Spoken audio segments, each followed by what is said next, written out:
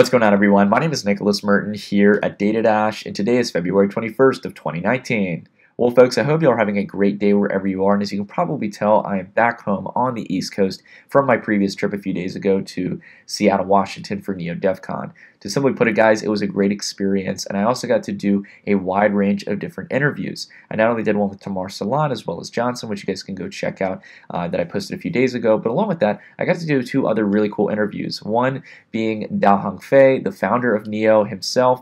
So I want to go ahead and obviously not only play that and share that with you guys, but also I've got one with Bryan Myint, who is the founder of Republic.co, a website that's offering retail investors opportunities to invest in early stage startups, something I've been begging for years. So some really cool interviews packed in there. Do want to make one quick comment before we jump into it, guys. I appreciate the patience and understanding in the sense of the microphone quality. I'm more used to having an in-house setup, so I'm going to be working towards improving that over the next few years. So again, as always, appreciate you guys understanding as always, and I hope you guys enjoy the interviews. So without further ado, let's go ahead and go into the interview with Hongfei. What's going on, everyone? My name is Nicholas Merton here at DataDash, and today I am honored to have yet again Hongfei sitting down with me, the founder of Neo, one of the few projects that I've been following for a long time since the days of AntShares. So, thank you for taking some time. I know you're busy here at DevCon. Appreciate talking with you. Thank you for having me. We previously did a podcast recording a while back, and I had some technical errors. So I appreciate Don giving me a second chance to sit down, and we can actually go over some of what we talked about last time. It's a pleasure to talk to you again. Yeah, I think it's a prominent time to talk about it as well, because you just gave your presentation yesterday on the first day of the conference. And Neo's got this vision of where it wants to take next over the next year or so, and I'm glad you're keeping humble about your guys' expectations. But it's a big goal what you guys are facing on for Neo. It is. Yeah, so I want to definitely give you some time, for those who have maybe not been as active in the Neo community, or might just want to get some vision on what you're trying to build. What is Neo 3.0 all about? The bigger vision of Neo is about to serve for the smart economy. We believe we are shifting from current industrial economy into a digital smart economy in the future. So to serve for the smart economy, we need a blockchain that is have very high performance, very scalability, reliable, and can be compatible with the current the mainstream world or mainstream economy. So Neo 3.0 is trying to first, improve performance. We have simplified the architecture. Not we have, but we will simplify the architecture and also provide new functionalities, including let the apps to have direct access to internet resources. They can visit a web page. They can visit anything on the internet. And also, we will provide a decentralized storage solution. So dApps can save their data on an off-chain but distributed storage, and also there are other technical improvements, also including improvement on governance model. So we are exploring new ways to incentivize people to vote for consensus nodes. So there will be many major changes with Neo 3. Yeah, you got a lot on your plate. You guys are building NeoFS in this case. It's aimed to be distributed file storage. You mentioned new incentives for governance. There's a lot of great objectives in this. And one thing that I like about what you're doing, Don, and the rest of the team, is you have about 10 core developers, if I'm correct, that are working on the actual protocol. Yeah. And from that, their objective is to build the best platform for people elsewhere who are looking to build some kind of dApp to come and actually integrate on the platform. So their sole objective is to make a simple yet prominent platform for them to develop on. Yes, that's true. Yeah. So we're starting with Neo 3. We will have a new development process. Until now, the process we call the development process is code first. So there's no real specification. There's no real protocol. So the code with the implementation itself is the protocol. That is also how Bitcoin is built, at least in the past. But with Neo 3.0, we will start with specification first. So the core developers or Neo Foundation will focusing on coordinating different developers, researchers, to reach a consensus and to draft out a specification first for Neo 3, and then community developers can have their own implementations. And all the implementation, as long as they strictly follow the specification, they will be put under the official GitHub repository. Interesting. So people can have their own approaches to it in that sense. Yes. So I hope there will be more community developers doing the core development for Neo in the future. That's awesome. So, speaking of developers, I think this is the biggest challenge right now is just getting people pulled into the cryptocurrency space at the moment. And Neo, I think, outside, there's a lot of other big projects like Ethereum that have great communities and Bitcoin. But I can't tell you of a community right now that has so many different foundations and organizations like City of Zion that are bringing developers to the table. Yes. And Neo's been, you recently opened your office here in Seattle. Yes. So, how has it been for Neo as a ecosystem? How have you guys done such a successful job at getting all these developers on board? I think the main reason is the community believe in the vision, believe in the value. We have a shared value across the community. They do believe what we're trying to do. Also, they saw the difference between Neo and other projects. We have a philosophy I call it pragmatic idealism. Yes, I love that. It's a balance between efficiency and decentralization. So I think a lot of the community members, they love that. And also we have other innovations, including the consensus mechanism. It's not proof of work or proof of stake. It's not depots. It's a completely new consensus mechanism, have perfect finality. And also the dual token economic model. So a lot of things that are different from other blockchains. Yeah, you guys run off of a distributed Byzantine fault tolerance for consensus, which is definitely a unique approach, especially right now. So the network as well, you were talking about kind of reaching consensus, and Neo's effort in the long term as well to decentralize. That's something that I think gets brought up from time to time. Where is Neo right now? If I'm correct, there's about 7 official nodes on the mainnet. 7 consensus nodes. 7 consensus nodes. And I will estimate there are hundreds of other full nodes running at the same time, because every exchange, if Neo is listed, they need to run a node. The blockchain explorer, they need to run a node. The wallet provider, they need to run a node. So every service provider, they need to run a node. And it's not that useful for a general consumer user to run a node. That's not really necessary. I think especially on what you're doing, which is more the enterprise side, right? Yes, it's not necessary. And the 7 nodes you mentioned is called consensus nodes. They are responsible for produce blocks. They are selected, they're all voted in by Neo token holders. Currently, the 7 consensus nodes, 2 of them are controlled by third parties, including City of Zion and KPN, the Dutch telecommunication company, and 5 of them are controlled by Neo Foundation.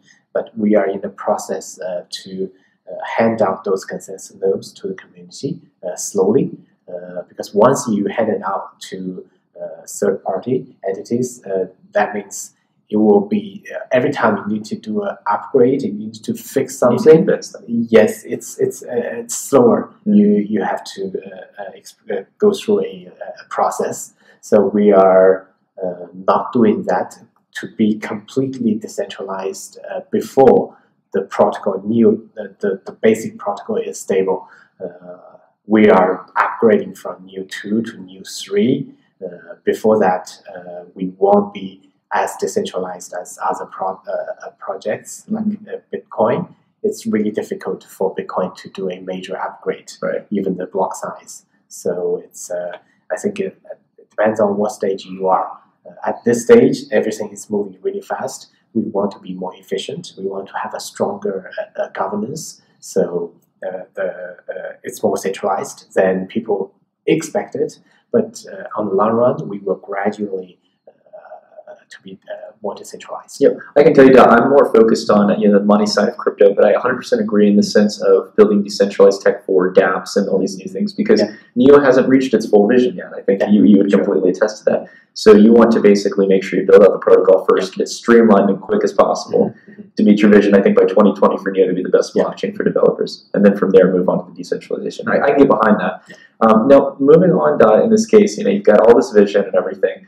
One thing I'm very curious about, and I don't think a lot of people ask you this, what's it like on a day-to-day life to be, you and what you're doing? I mean, it's got to be exciting, of course, but stressful, I'm assuming. Yeah, I'm trying to separate my time between a few, you can say, business lines, including I work for Neo Foundation, and also I also actively involved with Neo Global Development, which is subsidized execution arm of Neo Foundation, and I periodically I will talk to NGC partners, the investment arm of Neo Foundation, and then I also run the on-chain, the separate independent for-profit company.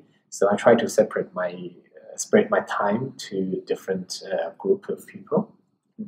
Yeah, I mean, we did an interview with Tamar and also Johnson as well from the team, and they talked nothing but positive about you and the work you're putting in. So, I'm glad to see your visions coming together. It's crazy to see it's grown so much from Ant shares. What's the one thing, I want to just ask you this on a personal, what's the one thing you want to guarantee that Neo is able to do? And I think I can get a guesstimate of it from the speech you gave in this case. You really want to see this envisionment of what sparked your original reason to create Neo. I loved the story you mentioned about how there was the person on the Bitcoin talk forum that you met in 2013 who created an ASIC mining operation, and you basically did what would be an early stage ICO or equity raise with Bitcoin. And you want to fix the problems that were associated with that. Would you want me to talk a little bit about that story? Yes, it's his ID is called FryCat. It's quite famous in China and in the early Bitcoin community.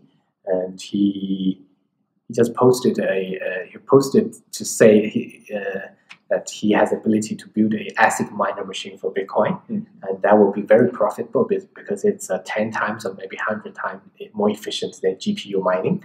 But he does not have the money to do that.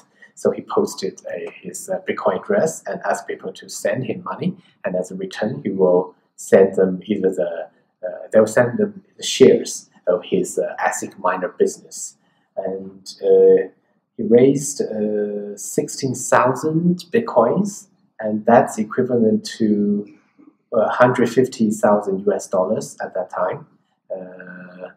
After a few months, he did produce the first ASIC miner for Bitcoin, and the shares of his company just skyrocketed from 0.1 BTC per share to 5 BTC per share. So it's a great, it's really good for the initial supporters to his business. And also during that time, Bitcoin price went up very dramatically. So people are earning 100 times of profits. But the problem is the exchange they are listed later on got closed. I think it's under the pressure of SEC or the regulator from the US, and also that guy, the FryCat, ID FryCat, at some point he just disappeared because he faced some difficulty with his business. It's something related to how to get the electricity, and his factory or mining factory just got seized. A lot of things that he chose to go. To go away, he's basically gone. I think it's fine in that case. You always got to wait for the regulators to catch up. Yes. Well, Dot, look, this has been a great conversation, man. I'm absolutely thrilled. The conference has been great. It's nice again, where you guys are. I guess your course kind of based in Shanghai. It's nice to see you come over to the U.S. and get to learn about what you guys are. Again, it's been awesome. And next DevCon we probably need to go to somewhere else. Try somewhere. Europe. I know, and I've met people. I know people from City Design who work all over the place, and just the Neo community is very humble in a sense. And again, can't wait to see what you guys keep doing. Can't wait for Neo 3.0, and best of luck with everything. Thank you very much. Thank you. What's going on, everyone? My name is Nicholas Merton here at DataDash, and today I'm here with Bryan, who is the founder here of a new project called Republic. And Republic has actually been working on doing something that I've been wanting to see for a very long time in regards to equity investments in early stage startups. And that is the ability for retail investors or everyday people like us who don't have $1 million at stake or make $200,000 to $300,000 annual salary, to invest in startups. So. Yep. Thanks for sitting down, man. I appreciate you here. Yeah, no, thanks, Nick. Thanks for having me. And thanks for making that message, really, because the reason why I joined Republic is really to help everyday people be able to participate in crypto in a way, participate financially in crypto in a way that was mainly reserved for VCs and angels. So, like, our whole mission is to basically let people know that anybody can be an angel investor and participate compliantly in early stage projects, whether they be crypto or not. I happen to focus on the crypto aspect of Republic and really, allow crypto companies to democratize access for their fundraising rounds to everyday people. That's the cool thing. I think a lot of people, especially in the United States, or just generally in the West, with the actions that the SEC has taken, have declared that ICOs are illegal in this case. You can't participate in them. But it's really the factor that it's always been as an accredited investor. If you're 1% of the population, you can pretty much invest whatever you want. Yeah. But yeah, with what you guys are doing, you're actually democratizing that for crypto startups, for startups in general in this case, which again, for the past few years, it's basically been this case where unless you're an accredited investor, who can invest in put $10,000 in 10 separate startups, an average retail participant can't do the same with $100 in 10 different startups. Exactly. So it does democratize capital. Yeah, so exactly. The average retail investor on Republic can invest as little as $10 on any project, any live campaign that we have right now. And also kind of like on the flip side, I think a lot of projects and companies themselves don't know that they can raise from the community nowadays. We operate under Reg CF, which was part of the Jobs Act, which was, I think, enacted in around 2015. So it's relatively new, not super new, but I still think that not enough companies and projects know that they can also democratize access as in the same way that a lot of everyday people don't know that they can invest. So it's kind of like I want both groups to understand that they can do this too. Yeah, it took a while. We're finally starting to get that regulatory framework that allows for that. I think it was well overdue in the era of IPOs and .com companies. So I want to start off real quick. This is really awesome to hear that you can democratize capital for crypto and general startups overall. But how did you guys go about creating this company? What sparked it? Yeah. So we've been around for probably 3 years now. You can kind of think of us as a spin-off of AngelList. AngelList is one of our first investors, our first investor, and as you know, AngelList is kind of a place for accredited investors to connect with each other and invest in early stage startups. So it's almost like a Craigslist for angel investors, so that they can share deals and do work together collaboratively to fundraise projects. What was missing was the ability for that to happen for everyday people. So our CEO, Ken, knows Naval Ravikant, the founder of AngelList, very well. And Naval basically approached Ken and said, hey, I kind of need you to maybe work on this initiative. And then that kind of snowballed into Republic. And we started off as just a way to, use Reg CF. Ken and the Republic team and the AngelList team was actually very instrumental in the passing of Reg CF and how that was made into law. So because they had a hand in that law in the first place, they're like, oh yeah, let's totally use it. And let's see how far we can push this envelope. So Republic was founded, and basically we were one of the first platforms to allow what's called equity crowdfunding to happen. And we try to differentiate ourselves by having a very strict framework and strict diligence criteria for launching only the highest quality projects. So we want to make sure that people that invest on projects in Republic can have some sort of confidence that these projects are well vetted, not scams, and decent investment opportunities. I'm not going to say that they're great investment opportunities because startup investing is just generally a very risky space. But we want people to at least know that we have done our due diligence and we've spoken to the founding team, we know what they're trying to do, and we believe in what they're doing, and then list that on Republic. Well, Bryan, I think ironically, you mentioned the 2 points that made Kickstarter and I think so many crowdfunding platforms kind of not illegitimate, but unfeasible for the long term, because crowdfunding's been losing a lot of traction because there's a lot of scammy projects in the space. There's no good vetting. There's rules that Kickstarter and Indiegogo and all these sites set, but they don't have a filtering process. Usually anyone, and I think in a sense some people say that's good, it's democratized, but with some of these projects raising millions of dollars without any kind of knowledge at face value, I think that's a big problem. And you guys doing that I think is a good step. And then the other thing you mentioned as well is being able to crowdfund for different projects, but actually be able to distribute equity. Yes. And that was something I'd seen before. It used to just be that you were left with perks or something that seemed kind of gimmicky in a sense. Totally. And I think Kickstarter definitely paved the way for all this stuff to happen. Due to regulation, they can't give out equity. You need to have a certain license to do it. That's what we have. We have what's called a funding portal license. That's registered with the SEC and FINRA that allows us to sell equity, sell tokens in a compliant way. And I think what we're trying to do is incentivize people to participate in equity and tokens, but we also do some of the benefits, right? It's kind of nice, because equity and tokens aren't super liquid, but it's nice to be able to say like, oh, I can get the product or something when it comes out, or I can meet the team, or all these like kind of bonuses that Kickstarter pioneered. So definitely think that they paved the way to help kind of like show that the crowd can be involved in these types of things.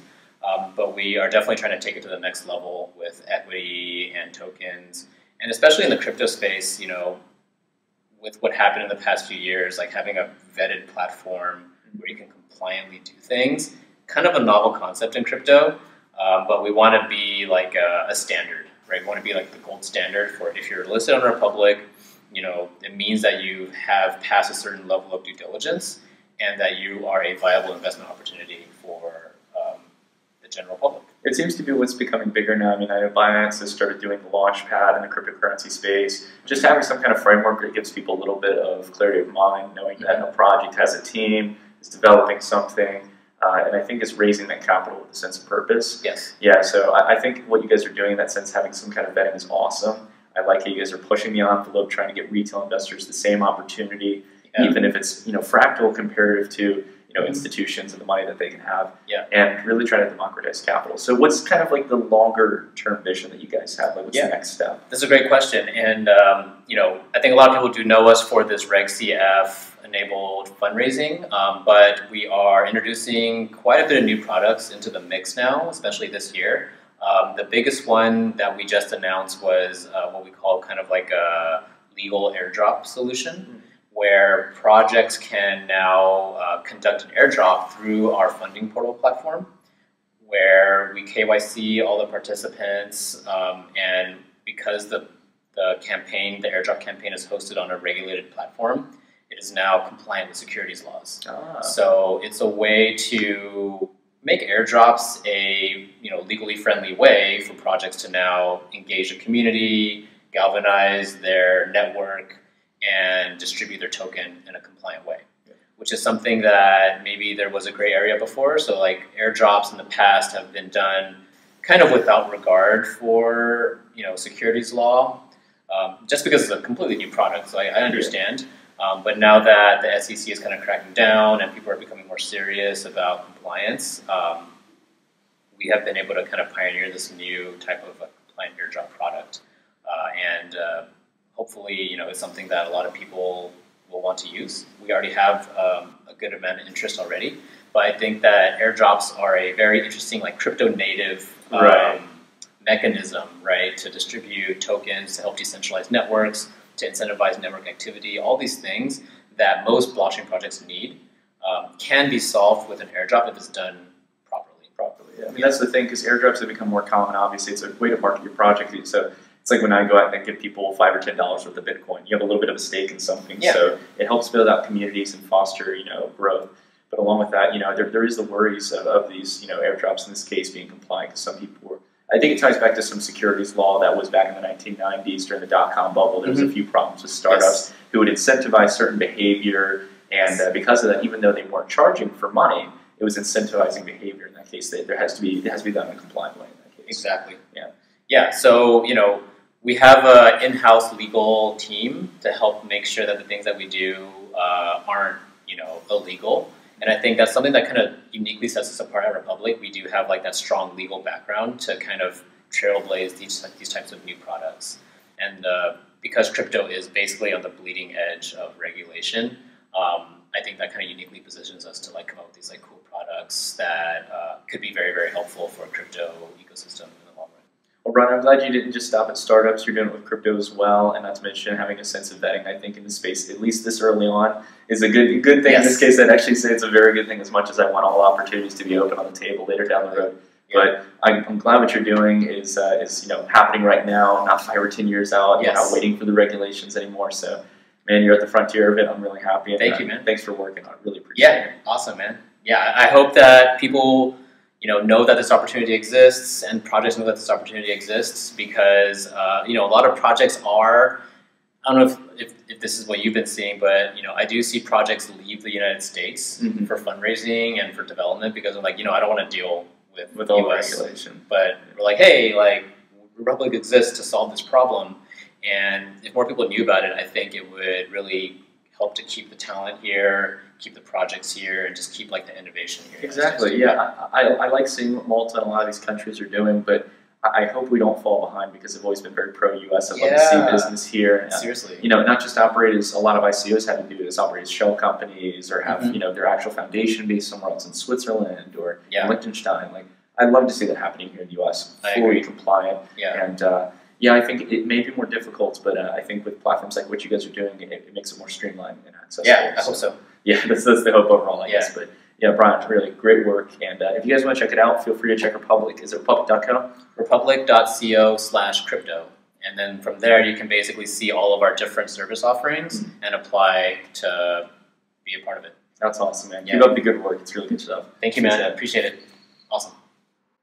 And that's going to be it for the video today, guys. Thank you all so much for watching. I hope you all enjoyed the 2 interviews we had with Hongfei as well as Bryan Myint. It was really great not only to sit down with these guys, but I think both of the interviews really showed me something, and that's that even though we're in this kind of bear market, even though things are kind of quiet right now, there's a lot of exciting things going on under the scenes, and I think they're really going to start to play when we go into 2019 and 2020. So I'm really excited to see what you guys are interested in. What parts did you like out of the interviews? And definitely leave a comment down below. And if you like this video, please give it a thumbs up. Always appreciate it. And until the next one, thank you all so much for watching, and I'll see you all in the next one. Stay tuned.